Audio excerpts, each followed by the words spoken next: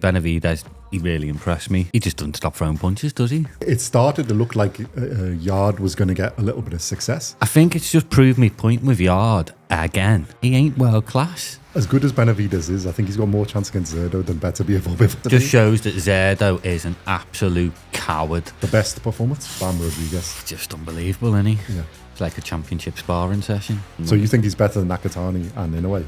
Yeah.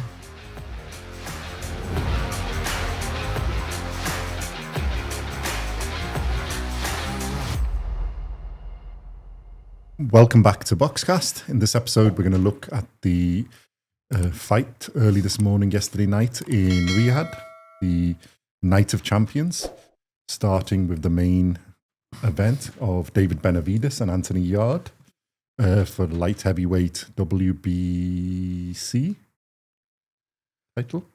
Is it? 2 belts, wasn't it? Yeah. Well, I think one's like it's a normal belt and the actual title is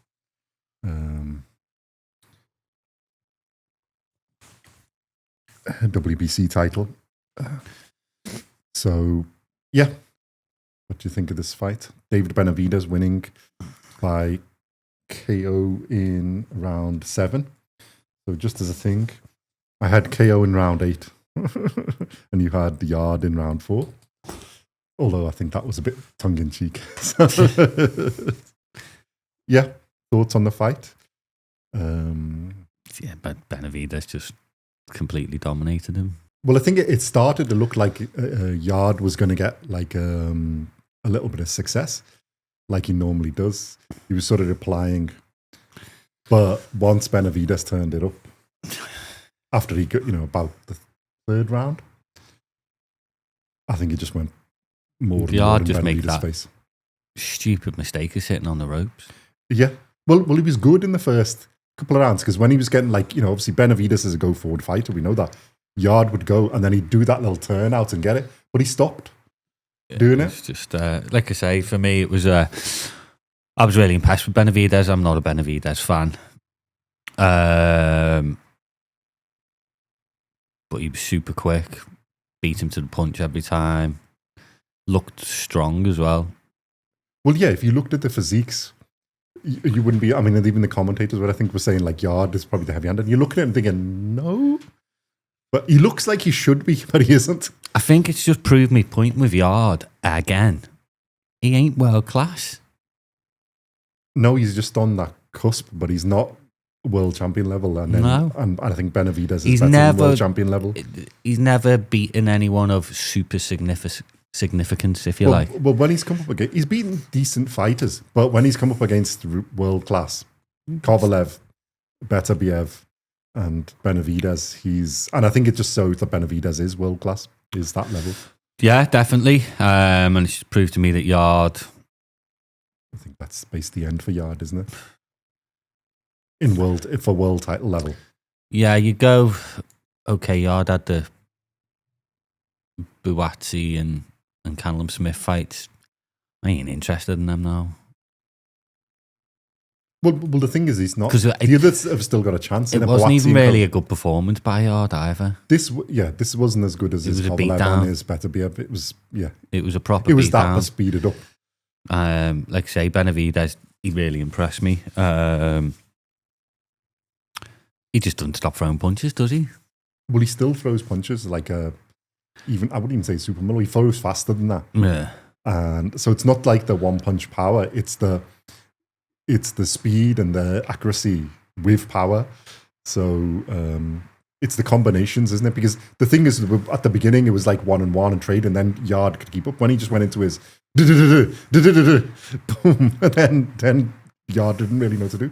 Did you see the bit where he had him in by his hand and he's like, boom, boom, yeah. And I'm like, why isn't Yarde blocking his hand? What are you doing on the ropes? Too interested trying to keep hold of his other hand. I'm glad. And he was the one holding. It wasn't Benavidez holding him and trying to get off him. It was him holding his arm. Then Benavidez just got fed up and started punching him. And you're like, well, you deserve that. That wasn't really... Yeah. No, it was a comprehensive victory. Yeah, by the end, it was a fairly comprehensive victory. I think all the way through. Like, Yarde had a little bit where he wasn't getting ropes. But once he started going on the ropes and getting caught, it was just all over. Daft. Yeah, so where does Yarde go? I don't really think there's much left, isn't it? You're not going to get another world title chance. Not a chance. He's He's 34 years of age. You'd say, okay, he's got domestic dust up with Boatti, Callum Smith, but why would they want him? They don't gain anything from beating him. No. Like I've always said, Yarde's just kick a man while he's down, really. But I said to you a long time ago, Yarde made a name for himself off losses. Yeah. But I don't think he's never made a name for himself off wins. Well, yeah. Well, he hasn't been like when he stepped up world level. He hasn't. He's won a lot of other fights but I don't think that was, other than Lyndon Arthur, none of them are that really significant. And Lyndon Arthur isn't world. No. When he stepped up, he's being found wanting. But at least in the Beterbiev and the Kovalev fights, like he had them in trouble for a little bit. I'm not really sure he had Beterbiev in trouble. Yeah, did have Kovalev, but like. But how old was Kovalev? Kovalev was getting my next point. He was getting closer to the end of his career. So like this is what I mean. Well, we can say that about Beterbiev. How old was Beterbiev when he fought him? Still like 36, 37. This is what older I mean. Than he is now. I just don't think for the likes of, like I say, Callum Smith, Boatti, they don't get nothing from Yarde. That's only a fight if you're waiting for the others to sort out, innit? It's a fight to have because you will get some. It gives more to Yarde than it does to Callum. Well, Smith the thing is the belts. Boatti. Well, at the end of the fight, Benavidez is dropping the belts, isn't he? Is he? You haven't heard, have you? No. Oh, this is gonna. Is he going up to? Cruiser? I am absolutely raging.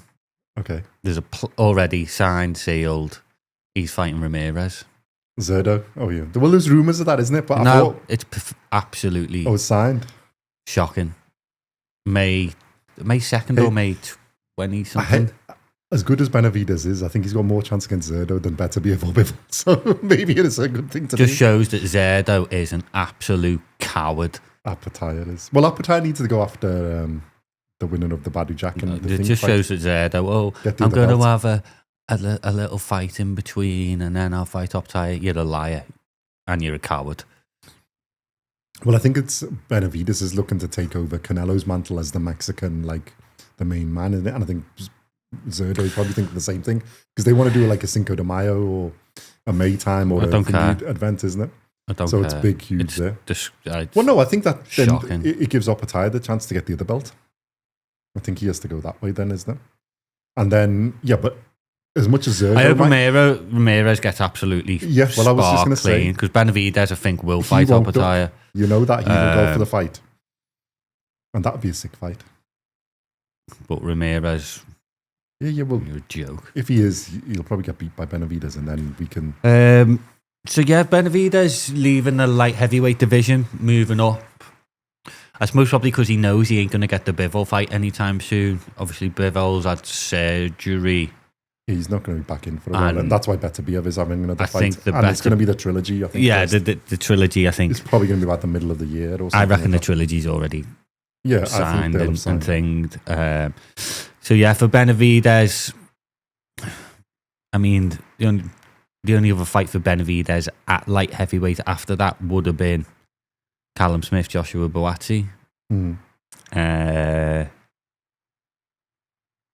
But he wants to move up. I think him waiting around at super middleweight for Canelo's basically has ruined it for him. He doesn't want to wait around. Well, you can understand. I do understand that. I ain't angry at him. I'm just angry at Zerdo because he's an absolute ducker. Well, the thing is this, but we might get like Apataya and Apataya can go for the belt, and then we can see Apataya Benavidez. That would be a sick fight. So, and then after it, or if he does manage to beat Benavidez and keep the belts, then it's hard for him to run anywhere else other than Apataya, isn't it? Because it's really unification. So hopefully we'll get to see that fight next year. One way that Apataya get his You're chance. a chicken shit. So, yep. So Benavidez is moving up. Okay, well, we've got his plan. Ward, we'll see what happens. Yarde, yeah, no. Like I said, it was a great performance by Benavidez. I've never been a huge fan of his, but he did really, really well. I think against me. Morel and against him, I think he's gone up in my estimations. Yeah. So, yeah, he did what we thought he was going to do. And like I said, I was out by a round. And you did the tongue-in-cheek one. So we did okay on that. It was a good fight, though. It was still enjoyable. Although it's sort of after about the third year, it went into Benavidez's. It's just a matter of time, really. Comfortably, he probably won every round anyway. So I'm not sure really there's a round to give to Yarde. Nothing. That was one. Next fight was the co-main event, so to say. Devin Haney versus Brian Norman Jr. for the welterweight. Yeah. That was Brian Norman's, but now is Devin Haney. So he's like 3-weight world champion now. Yeah. WBO belt.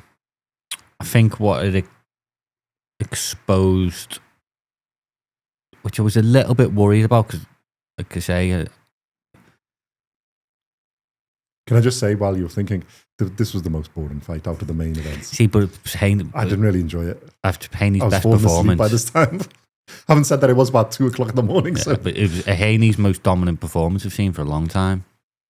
Well, yeah, he was rubbish last time. Well, it was dominant last time, but he was just rubbish. It wasn't going forward.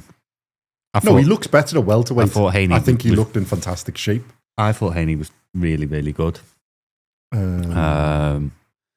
Brian Norman in real trouble in the second. Actually went in for...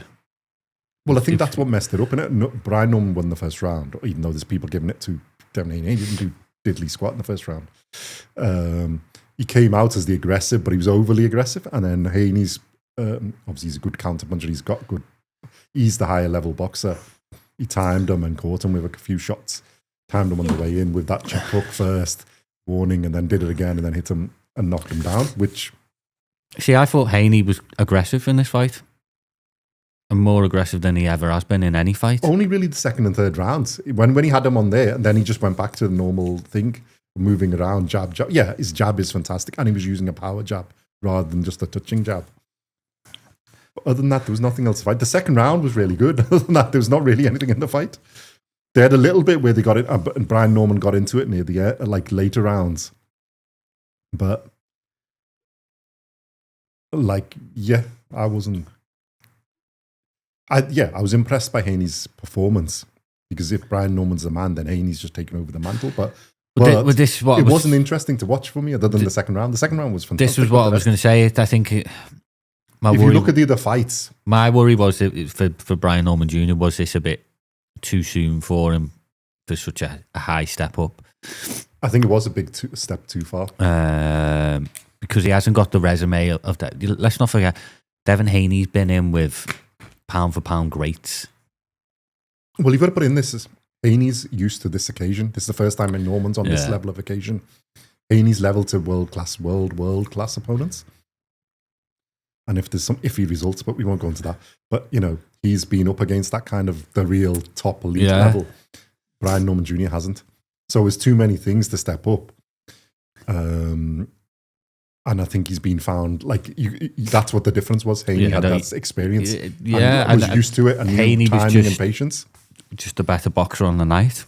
Well, I think Haney is the better boxer. No, definitely. He was much quicker.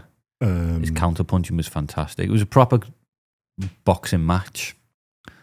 But I was disappointed in Brian Norman Jr. I think Haney did what we expected him to do. But I think Brian Norman Jr. was disappointing.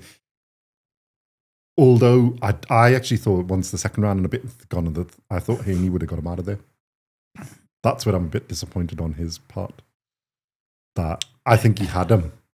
And if he'd have put his pedal to the metal, I think he could have got him out of there. Haney's one of them. He will not deviate from his game plan. Well, I will give him something. Because I think he was going for it, and his corners pulled him back. His dad's pulled him back in, and then he just followed the game plan. He will not. We're winning this. Just go. He will not deviate from his game plan, Devin Haney. I think that's drilled. That discipline's drilled into him. I'm going to give you an example. Let me just give me a thing.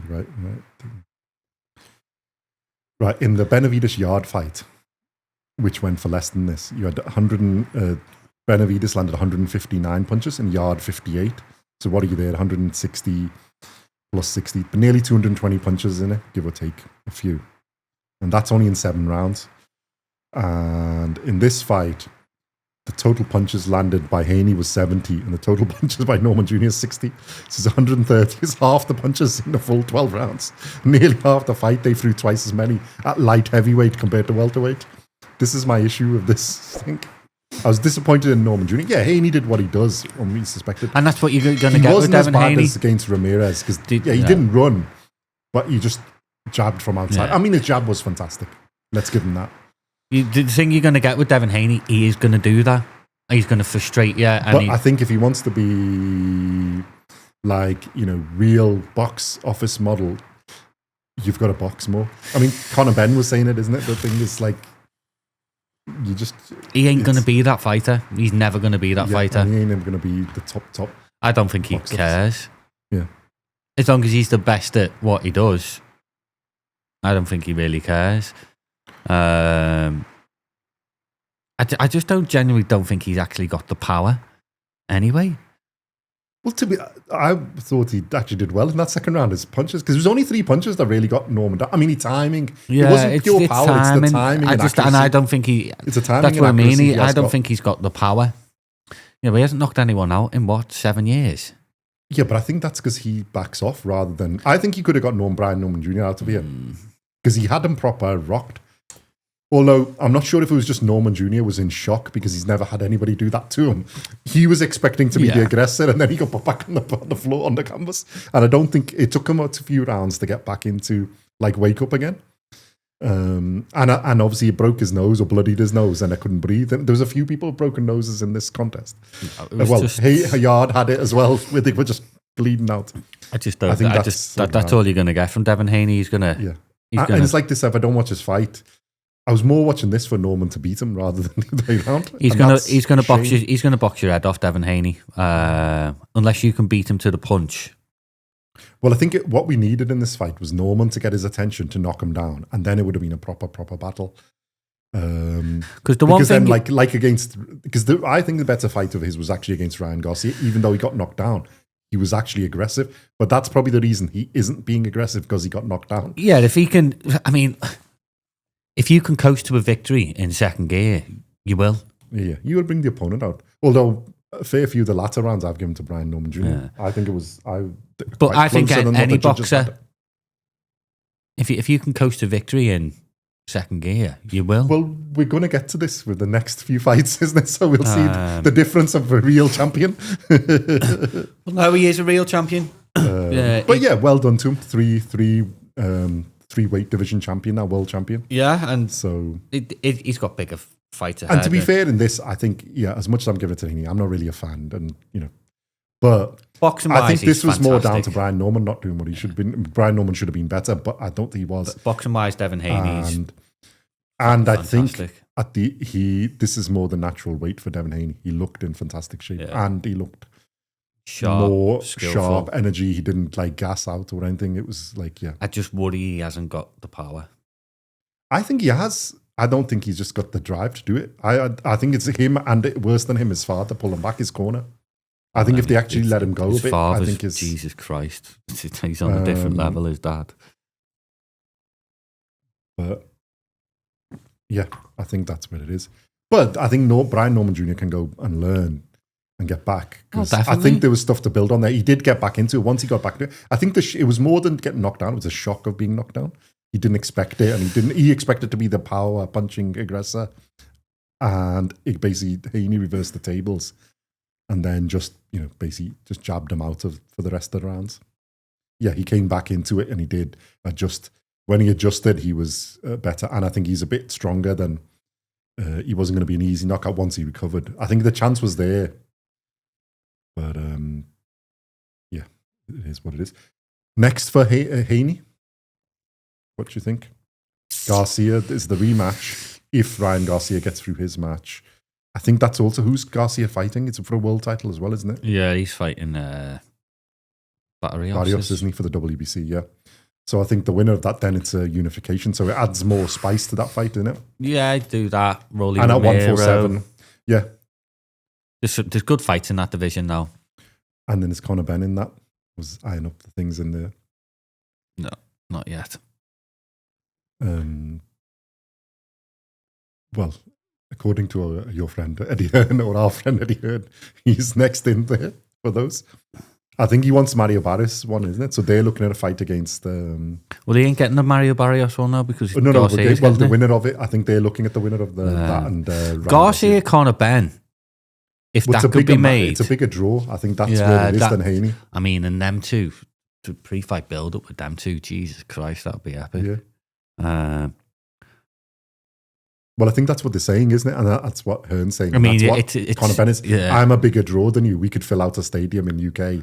And obviously Ryan Garcia is a big. I don't know whether you get Devin. Haney isn't that big a name on that basis. The draw. He's a big enough name. He's not a big enough draw. I mean, you could get Devin Haney over to the UK. Well, yeah, because he's been to Australia twice for Cambosis and co. He's not afraid of the travel. Ryan Garcia. I don't know. Well, that sell out in America as well because he's got the fans and with thingy. So you'd have the British fans and the American fans. That fight I think is a bigger draw than Devin Haney versus either of them. But you know what, that fight's going to get bloody. But I suspect it'd be whichever one way it is. I think Conor Benn will have the other one, isn't it? The one after, and he may then have to go for because I don't think they want to fight him against Lewis Crocker straight away, isn't it? It's whether Conor Benn can make 147 first. So well, I think that's what they're saying. That's his natural weight. Nah, and he's not staying on middleweight. We'll see. But yeah, well, if they got a big enough fight at middleweight, maybe. But yeah, and then for Brian Norman Jr., back to the drawing board. But the problem is there's quite a lot of people in that. You work your way back up, mate. Yeah. You get knocked down. Well, I think there's a fair few you could have fights against that are in that division. So, and I think he can come back. A couple more victories and he's back up on that ladder. Well, he needs to fight that level of opponent, isn't it? Yeah. There's other people. There's people who haven't got titles in that welterweight are stacked. You can have fights with to build up that the resume again, get that experience, and I think then you could challenge again in there because he's got the natural gifts, he's got the power, he's got the things. So it's just experience. Cool. So yeah, let's go. Let us know your thoughts on those two fights on Benavidez and Yarde and where they should go. Do you think it's time over for Yarde, and what do you think of Benavidez going up to cruiserweight to fight Zerdo? You've heard Simon's thoughts, so give us your opinion on those. And Devin Haney, what do you think of him? And what do you think this means for Brian Norman Jr.? And what you thought of the fight in general? And then we'll move on to the next fight. I think it was the next one was Jesse Bam Rodriguez versus Fernando Puma Martinez. I think this was the individual performance of the whole night. The best performance, Bam Rodriguez. He's just unbelievable, isn't he? Yeah. It's like a championship sparring session. Well, you know when you said about people taking the foot off the gas, this guy playing with his food, I think was he knocked him out when he wanted to. Yeah. Wore him down, broke him. I think the first couple of rounds, Martinez, because he was just wild swinging, but they were like just out of nowhere. I think then Bam's just worked them out and then just basically did what he wanted to do for the whole thing. Yeah. And got him to the 10th. And I might as well say, actually, I didn't do the results for Haney and Norman, isn't it? You had Haney on points. Well done. And I had, we won't go with that. Brian Norman Jr. on points. So we lost that one. So it's basically, we're 1-1 on that score, isn't it? And on this one, you had Bam, 10th to 12th round KO. I had Bam on points. So we both got the right guy, but you had the right result. So 2-1 to you. His performance was, does that just show, because you've got to remember, this is the number one. This is the ring champion versus the number one in that weight. The golfing class is ridiculous. Yeah, that's what I was just going to say. And that's nothing against his opponent. Not because I think he was... Bam is just on a different level. Yeah. He really, really is. I mean, that left hook he finished with, wow.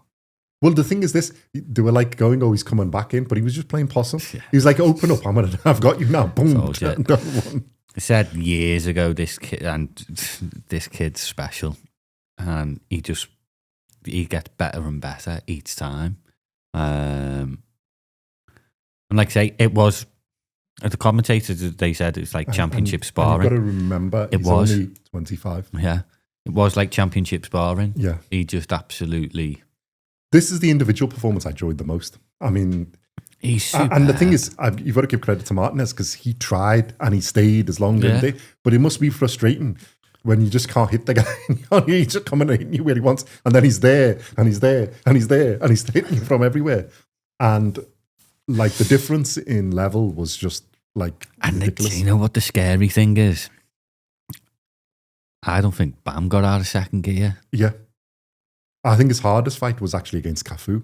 He actually had to go through the gears. I think here he was just cruising. Yeah. Most of the way through. And then when the opportunity presented itself, bam. Literally, bam. And then gone, isn't it? This guy's superb. And for me, he is one of the pound for pound greats at the minute. Well, I was just going to say, has he put himself... Obviously, there's the three kings, in a way, Crawford and Usyk, which are in their own class. Has he just jumped to fourth into his own? Is he just made that own class for himself just below them three? Because I think he's still just below them three because he's got to do a bit more to get into them three. But I think he's in his own. He's just gone above Beterbiev and Bivol and go. Mate, he's 25 years of age. Well, he's going to go higher. Well, I can see him being undisputed at this and then jumping up to the next weight class. He's 25. I don't think he should go in a way, and I don't think he should go in Nakatani now that Nakatani's jumping up. It doesn't matter what you think, it's whether Turkey Al-Sheikh says he's moving up in weight. Well, he can move up in weight, but it's whether he's going to win in it. I don't think he's still, those two guys. It doesn't matter anymore, I don't think. Now the money's on the table. A loss ain't the end of the world. Well, not if he's jumping up in weight. Well, no, I just don't think it's the next fight is really, if Nakatani and in a way is going to happen, it's going to be in a couple of years. Realistically, it's probably not going to be next year. If it is, it's going to be the end of next year. And assuming what happens, and you've got to jump up like 2 weight classes, really. So I think he's better becoming undisputed and then going to the next division because you've got, there's some good fights in that. And then when the opportunity presents itself, because realistically, in next year, he could clean out that division.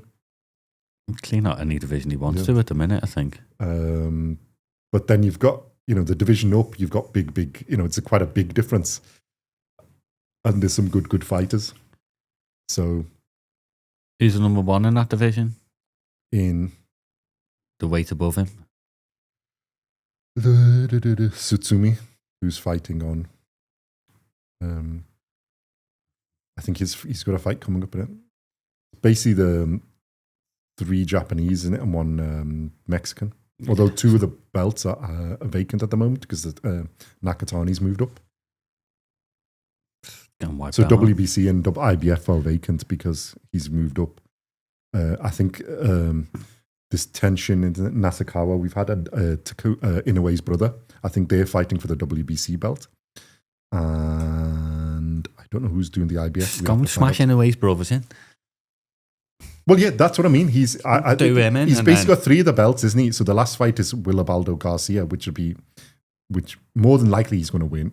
But you've to become undisputed, then jump up to 118, and then there's quite a lot of good fights, and then you're there by the time Inoue gets there, or Nakatani, whoever wins, to fight the winner.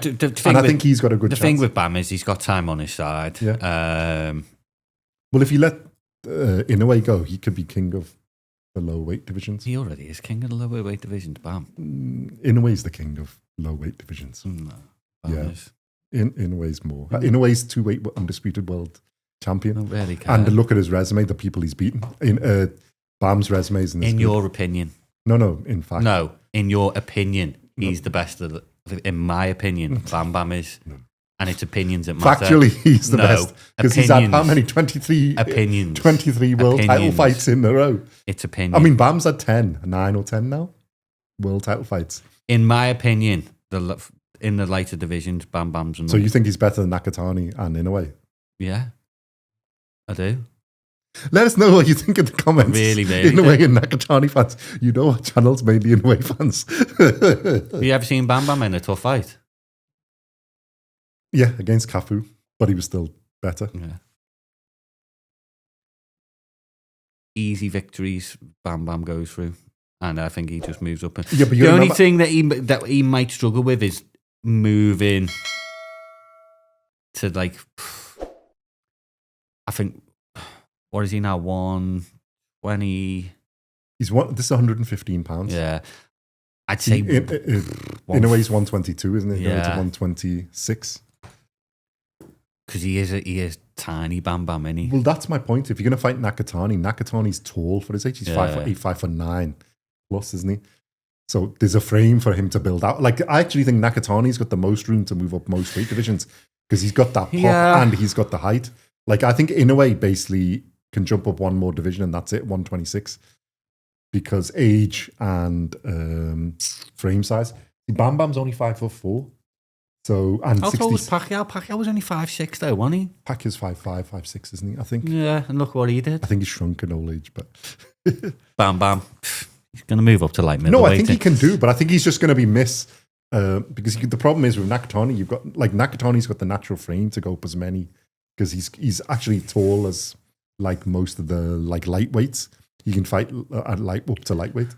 I think Inoue's got one more division, and then Bam Bam's is just where he can go. Now he's got the power and the chin because he doesn't mind taking a punch to let the guy. He loves taking a punch. Yeah. Kind of like wine. It's kind of like. Did you see the bit where he got punched something and he smiles? He smiled and went. He's horrible. I say that he's horrible, but he's horrible in a good way. He's ruthless in the ring. Basically, he toyed with him until then, and then got the opening and took. I mean, to be fair, Martinez was tough. I did think he might actually get to the end because I seen a clip this morning in round 9 where Martinez was just like to his corner, I'm done, and it was in his corner like would just throw an elbow or something. I mean, he tried everything, and like we know he's tough. But it's just demoralizing. It's the Bam Bam does remind me of a young Pacquiao. That fight there reminded me when Pacquiao fought David Diaz. And Pacquiao, if Bam Bam has half the career that Pacquiao did, you're in for a treat. Well, the problem is, I think it's the size. The only thing that's going to do him is size. The same for Inoue. I think the only thing that stops Inoue is when you go a step too far in size, because you will at some point, because you only need to be caught by a punch, as he has been. Like even there, and you got to remember, Inoue's gone up all these divisions as well. But he's a little bit taller, a little bit more the frame, and he's taking his time to build up.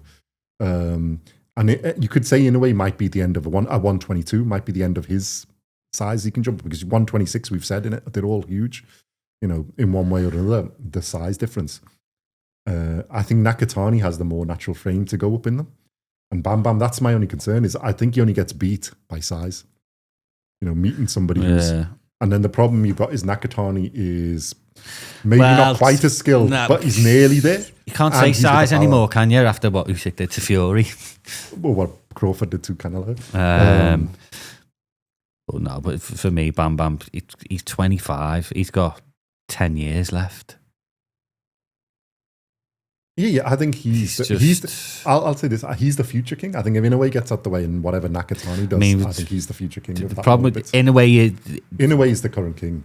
He hasn't got age on his side, unfortunately. Yeah, he's going to go. That's why I think Bam Bam probably isn't going to fight Inoue unless they get to because I think just he's going to be chasing the size and Inoue's already there. Because I think if he just jumps up in size, now I don't know what his natural walk around weight is. Because he could be like a Canelo with his natural Crawford where he's 180 pounds. You can say all that, but if Mr. Turkey says they'll get it on. Two are fighting. Well, he's got to deal with both of them anyway, isn't he? I think. Well, he's definitely got to deal with Inoue. Yeah, they're fighting. And Bam Bam's with Hearn, isn't he? Yeah, he ain't going to say no. So and look, Bam Bam will fight anyone.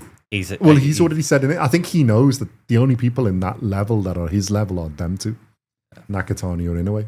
He will fight anyone, that kid. I'm not saying I wouldn't want to see him. I just don't want to see him where it's just like you want to see him fight where he's got a chance, isn't it? And I think if the size difference goes up too much, but I think at 122 he can probably get to, and then that'd be a cool fight if Nakatani and Inoue fight, and the winner of them. You just don't want to see Inoue get beat, do you? No, I don't want to see Bam get beat either, though, because I'm a fan of all three of them. But I'm a fan of all three. But I don't like the disrespect that Inoue gets, like he's fought nobody. And the thing is this, he beats every fighter. He goes against the fighter what their skill is and beats them at it. Like against Fulton, he outboxed them. No, Inoue is... They're all special. I think the weaker one in them at the moment, not weaker, but less is Nakatani. But like I said, I think Nakatani's got the most. No, the problem you get is. But nobody else is that good. No, it's nothing to do with that. It's 100% nothing to do with that. The problem is, it's because it's at the lower weight divisions. And no one talks about it. Well, that's why people like you and me expected what Bam did here. But like, there's still people who don't know who he is. And he's like... But people don't know who Nakatani is or Inoue is. Well, I think Inoue now has more of a name. And Nakatani's come up a bit. I think people know who Bam is as well. But like, it's boxing people who know who it is. These guys, like, especially Inoue, he won basically like a Super 6. It's because it's the lower weight divisions and they're not talked about. If these guys are in lightweight and above, Jesus Christ, we wouldn't stop talking about them. They'd be the biggest stars in world boxing. So, and that's all it is with them. And because, and this is no disrespect, it unfortunately for Inoue and Nakatani is all you fight, but not all of them, but you from Japan and you fight in Japan. Yeah, because you get more money. Because obviously Inoue's a huge and Nakatani. Nakatani's star, Inoue's like uber star and mega star in Japan. But we tend not to. Well, the people commenting this, we should put that out. The reason he fights in Japan is he's getting paid millions. He's getting paid more than most lightweights and other people have people above him for fights. He's the biggest draw, so he fights in Japan because he's going to get the ball. Yeah, he does. It's not out of it. It's just practical because it makes sense for people to travel to him because that's the biggest payday they're going to get. We say this all the time. My greatest fighter ever, Joe Calzaghe. I think he went to America three times. He didn't really leave the UK. He fought in Germany once. Yeah, but a lot of the good fighters in his weight class were around Europe. I don't think there was loads of Americans at that point. It doesn't matter. He was getting more money fighting in the UK than he would have done in America. And as we said before... Well, we've seen that with Conor Benn and Eubank Jr. Where would that sell out? Would he sold out this one of the best stadiums, 60,000 plus It's not going to sell out Vegas, is it? No. And if you're making... It doesn't make sense to do that. And I do agree with... Eddie Hearn says it loads of times and like Tony Bellew and them. You're not in this fight game for long and it's a bloody hard sport. You get as much money as you can and you get out. So if Inoue's getting 10 million for fighting in Japan instead of 2 million for fighting in the US, which down at them weight divisions, you're not getting the big money. You're just not because you're not getting the draws, unfortunately. Yeah, you still fight in Japan? Well, the thing is, he's still gone to Vegas, isn't he, and fought with Cardenas. But I think his pay was, the basic pay was less. It's just that he's got the pay-per-view. And I'm talking all of us. We should support these guys. Watch these lower weight fights because, honest to God, they are so entertaining. They don't stop throwing punches. Oh, yeah. Let me do that. They really don't. Let me get that number of punches. Because a comparison. Right. Okay. You ready? 276 for Bam Bam and 131 for... There you go. So you're looking over 400 punches as compared to Haney and Thingy, which was 130. So, and this was only 10 rounds. So if you build it up, it's basically like 4 times as many punches. Near enough. The superstars, it's just like I say, it's just because it's in the lower weight division. You got to say Martinez is world class level fighter, and he made it look. What did they say? Like a glorified sparring session. It was championship sparring session at some point. The thing I have with this is this should probably be the main event on these things. If you actually look at the level of the way they go fight, except for draw, isn't it? Again, that's because it's the lower weight divisions. They don't get the. I mean, I think Bam has headlined a couple of shows, and I think Eddie Hearn might. Boxing people know who he is. It's just people outside the general. But Riyadh season's different, isn't it? Now you know a bit more Riyadh exposure, season. So hopefully it will build. I mean, we've seen some of the cards at Riyadh season, and you're like, how's that? I mean, Callum Smith Bawati. Look at that. That was like the first fight of the night. You were like, and you put that on in the UK, it sells out most of the arenas. All right, not the stadiums, but it sells out all the arenas. And you're getting loads of views. 40,000 stadium was that. But that was first one on the card at one of the Riyadh season shows. So that's unfortunately, I mean, that is Riyadh season. What I mean is, this is like a unification of both. It's the only unification fight, isn't it? Yeah. The others were just world title fights. So it's like third, but like, yeah. So yeah, let us know your thoughts. Watch these smaller fighters, Bam, Nakatani, and co. And there's a few others in that low weight divisions. Let us know your thoughts on this. Is Bam just far superior? And then what do you think? Who do you think he should fight? Who would you like to see him fight? And then the last fight, I think, Sam Noakes and Abdullah Mason. I got to say, I enjoyed this fight as well. It's just a war, this thing. Sam Noakes has gone up in my estimations. I was quite impressed, even though he went up. And to be fair, Abdullah Mason has gone up in my estimation as well. The youngest world champion at 21, I think he is. Yeah, not ever, but as it stands in boxing, male world boxing champion on a normal. That's quite scary, that, isn't it? He's got a lot more heart, and he doesn't get rattled that fast. And he's got a chin on him, Jesus Christ. Well, both of them have got. Well, we knew Noakes is tough. I knew that, but he was actually more skilled than I thought he was.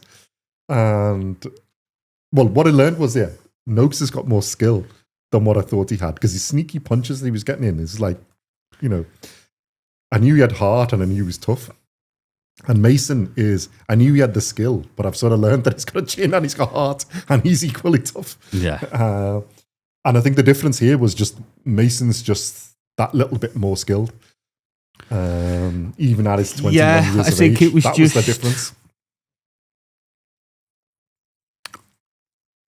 He targeted the body really, really well. I expected it to be a bit more of a boxing match and easier for Mason, just keeping him on the end. And actually, this was it was really, just really to and fro. I enjoyed this great fight of the night, really. Yeah. Two fellas. Well, we want to do the awards afterwards, innit? So I mean, for me, it was just two fellas that, and they didn't leave anything in. They left everything in the ring. And it's one of them fights where it's a shame there's a loser. Well, I don't think there was. Somebody had to lose, but I don't think it was a loser. You can't really call Sam Noakes a loser on that performance. I agree with the scorecards. He didn't win, but I don't think he was a loser. Thought the scorecards were pretty spot on, actually. I think they are. I'm going to bring up the punches in this one. But no, Abdullah Mason. Wow. I mean, the thing is this, isn't it? If you actually look at the whole fight and balance the score and said how close was it, 115, 113 makes sense. If you actually scored every round, then 117 and 111 is correct. So actually, I agree with both. But like 117 and 111 makes it look wider than actually how close each of the rounds was. But Abdullah Mason was winning more of the rounds. But yeah, so I'm fine with both the scorecards. I think there was the right result. And there was one winner, and it was Mason. But I don't think that does Sam Noakes' reputation any damage. No, what a fight! Builds it. I tell you what it does do is it takes some bloody miles off the clock, though. Oh yeah, that's the only issue with it. And in this one, like you've got Mason, 214 punches landed, and Noakes 152, which shows you that it's close. Mason was just more accurate. And his body punching was really good. Yeah. Really, really good. It was just the difference was just that little bit of like Mason had that like laser like accuracy. Yeah. And Noakes was more sneaking him in from bits and pieces. But Mason will learn so much from that fight as well, It was because this was the fight 21. Of the night. We forget that. We talk about Bam Bam being 25. Mason's 21. He's going to learn so much from that fight. Like I said, brilliant performance from both. So as a fight, that was the best. And we had, let me see, I had Mason on points and you had Mason on the 9th. Yeah. Well, you weren't that far because he was getting close to getting out. So again, it was just 2-2 on results, which is quite good, well balanced. The chins of the pair of them were phenomenal. It was just that I think the pair of them just that will to win and not give up. Yeah, like I said, I don't think there's a loser in this. It's just Noakes didn't win. And there had to be one winner, but like Mason won and Noakes didn't win. I don't think you can call either of them a loser because if I want to see a fight where somebody goes out on the field, that's the performance. Well, Abdullah Mason, From both, from a winner and we're gonna. didn't win. I think we're going to be hearing a lot more about him now. Lightweight division is stacked. Is it Murataya and Cruz next? Is it fighting? Andy Cruz has got.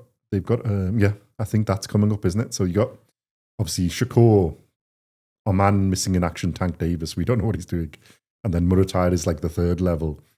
I think Yoppa Mason's got to be there. There's Spada.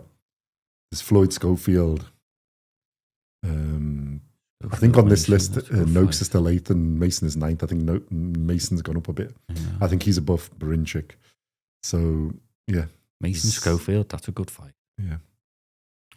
I think very good fight. The winner of Murataya and Cruz, although I think that's for somebody else who's looking at that fight. Yeah. There are a lot of big fights in that division. Good. And he's in that name. He's definitely now. I think he's just stepped into that list by beating Sam Noakes. But yeah, fantastic for both of them. Thank you very much for giving us the best fight of the night. I really enjoyed that as a fight. Let us know your thoughts on Sam Noakes' performance, on Abdullah Mason's. How tough were they both? How fantastic. Was that the best fight of the night of the main 4 events? In the comments, and we'll do that. Individual performance, Bam Bam, I'm giving it 2. What do you think? Just. Yeah. Because Benavidez was Benavidez is second in my list. The fight of the night, Noakes and Abdullah Mason. Yeah, as the balance between the two. It was most boring fight, Haney and Norman. That's the one I didn't enjoy that much. And I think Benavidez showed up, so he made it. I think he's close second performance. So and really good card, I have to say. What you get with Riyadh season, innit? Because the worst fight was Haney and Thingy, but even that wasn't bad. It's just bad relative to the others because the others were that good. But I think it was still a good fight. And it balanced out. And good performance by Haney. 3-weight world champion. Benavidez, I didn't know that he's moving to cruiserweight now. Although there were rumours. And I think that's a good event. Milnicki put on a good performance as well, isn't it? So there was the prelims as well, the fights before. So there's 5 good fights in that at least. And even some of the low ones, the Muhammad Alakel and whatever, the ones they normally have on the prelim fights were enjoyable. It was nice. Just make it a bit earlier. I know you were timing it for America, but it's annoying to watch it this time. I was happy that it was in Riyadh and we're going to get to watch it like a sane hour. But yeah, cool. Any other thoughts? I think that's how we've done most of it. Can't wait for the next Riyadh. Yep.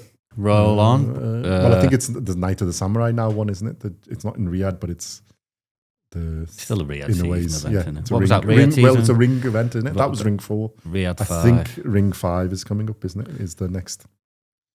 Yeah. In the day after Boxing Day, 27th of January. We will be making some videos for that. Keep an eye out for them and hopefully, you will like and watch. Hope you enjoyed this. Like and subscribe and comment. Let us know your thoughts on all the fights, what you think of how we've broken them down, what your thoughts are on those.